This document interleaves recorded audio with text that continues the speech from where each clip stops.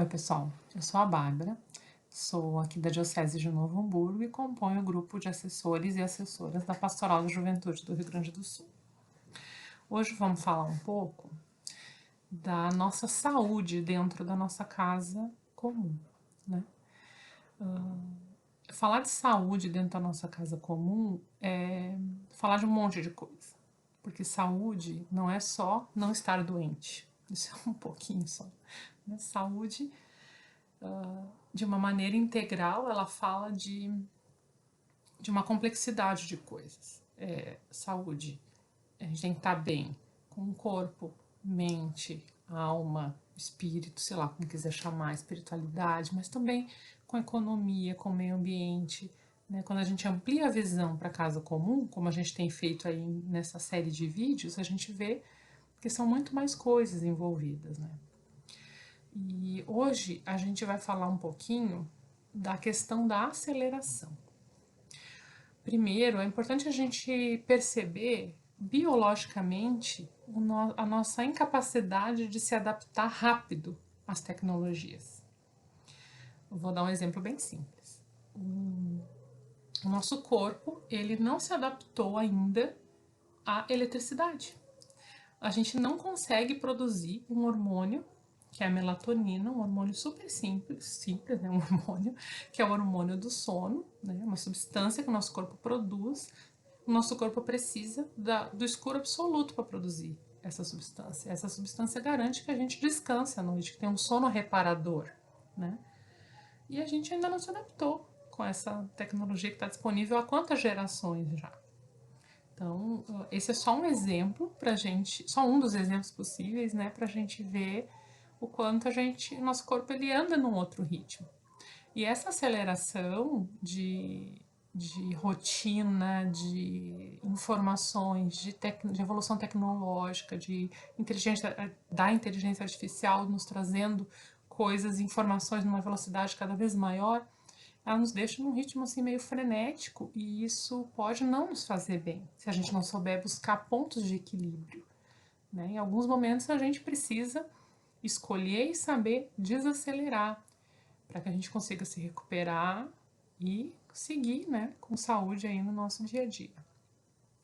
Falando do que mudou da nossa vida nesse cenário de pandemia. Uma das coisas que eu gostaria de destacar dois pontos. Primeiro, a quantidade de live nas redes sociais, e eu tenho certeza que vocês acompanham redes sociais, porque a gente está falando através de uma rede social, né?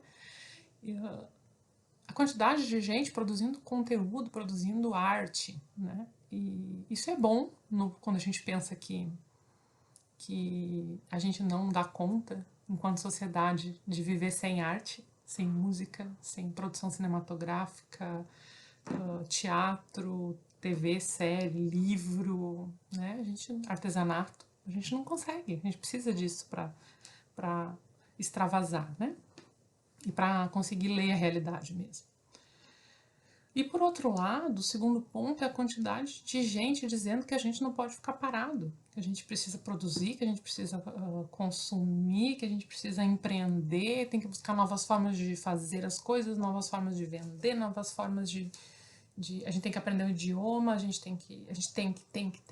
É uma pressão para que a gente seja produtivo o tempo inteiro, né? E vendem isso com propósito, você tem que ter propósito, né? A gente precisa produzir o tempo todo. A quem serve essa sobrecarga de coisas em cima da gente, né?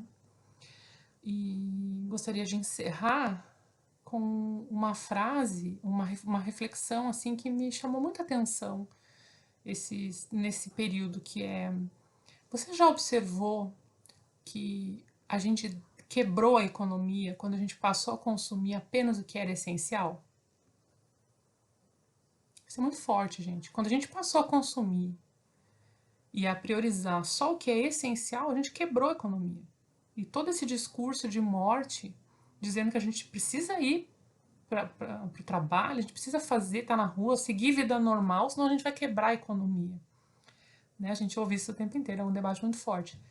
Mas isso aconteceu porque a gente passou a consumir o que é essencial. Meu Deus, será que tudo isso gira em torno do supérfluo, né?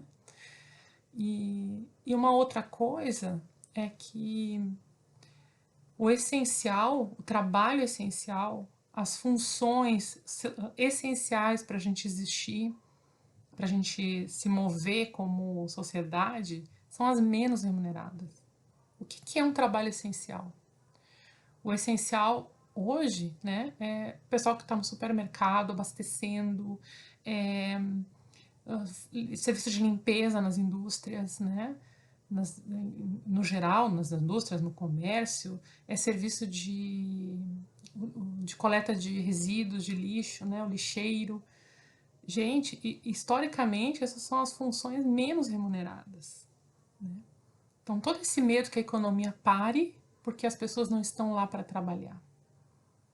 Quer dizer, finalmente a gente admitiu o que o velho Marx já vinha falando há muito tempo, que ao trabalhador tudo pertence, pois ele tudo produz. Né?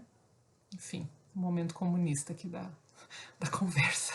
Mas só para a gente pensar que a quem serve esse propósito de nos manter ocupados e acelerados também o tempo inteiro, sem parar para refletir. E finalizo então perguntando assim, que a gente pense, né, o que a gente gostaria de desacelerar na nossa vida? Desacelerar para que a gente consiga dar mais atenção, desacelerar para que a gente consiga fazer com mais qualidade. Né? Conta pra gente aí o que tu descobriu que foi bom desacelerar, ou o que tu descobriu que tu quer desacelerar.